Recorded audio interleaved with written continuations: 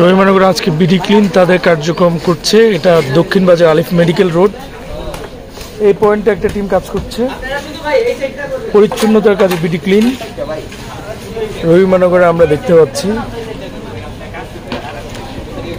4টা টিম হয়ে আজকে বিডি ক্লিন কচুয়া যারা তারা কাজ করছেন। এখানে একটা টিম আলিফ মেডিকেল রোড, এবং এদের সাথে সাধারণ শিক্ষার্থীরাও যোগ দিয়েছেন, যা একটা ভালো উদ্যোগ।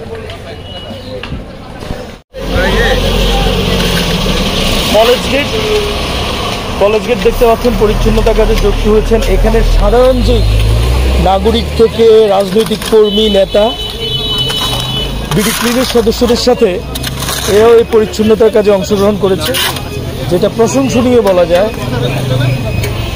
একদম কলেজ গেটের যে অংশটা আমরা দেখতে পাচ্ছি, ঠিক এটা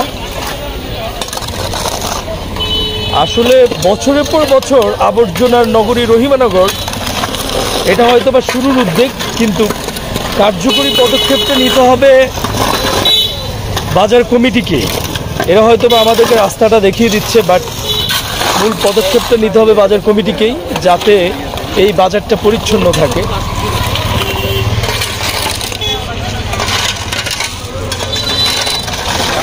সংবাদকর্মী সুজন চবিয়ান এই সামাজিক কর্মে নিজেকে নিয়োজিত করেছেন, প্রশংসনীয়।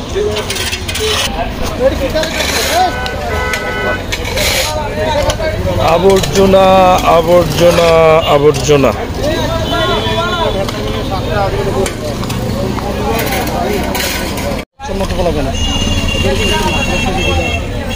আমাদের বেডি কাউন্টারের সামনে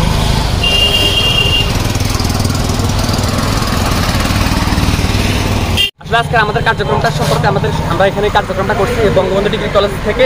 ওই বঙ্গবন্ধু ডিগ্রি কলেজ থেকে আমরা ওইখানে একটা টিম কাজ করছে, এই পাশ থেকে এখানে আরেকটা টিম কাজ করছে, ওইখানে আরেকটা টিম কাজ করতেছে রহিমানগর দক্ষিণ বাজারে। আজকে আমাদের কার্যক্রম প্রধান উদ্দেশ্য লক্ষ্য হচ্ছে আমরা এই বাজারটা আমরা সাময়িকভাবে আজকে পরিচ্ছন্ন করে দিয়ে যাচ্ছি, এবং সাধারণ আমাদের দোকানদারদেরকে আমরা ব্রিফিং দিয়ে যাচ্ছি, যেন আমরা আজকের এই কার্যক্রমটা প্রত্যেক দিনই চলমান থাকে। দোকানদারকে যে আমরা ব্রিফিংটা দিচ্ছি, যেন সাধারণের মধ্যে এটা ছড়িয়ে যায়।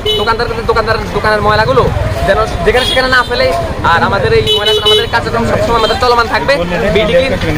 বিডি ক্লিন এবং বিডি ক্লিন করছে Bangabandhu degree Rahimanagar Sheikh Mujibur Rahman degree college, এবং সেখানে স্থানীয় যারা আছে তাদের নিয়ে আমাদের এই কার্যক্রমটা করছি। আমাদের এই কার্যক্রম সবসময় অব্যাহত থাকবে। আমরা চাই যে আজকের এই ধারা, আমাদের এই অব্যাহত পরিচ্ছন্নতার কার্যক্রম সবসময় চলুক, সাধারণ মাঝে একটা পরিবর্তন আসুক। এই পরিবর্তনের ধারা আমাদের সবসময় অব্যাহত থাকবে। ধন্যবাদ সবাই।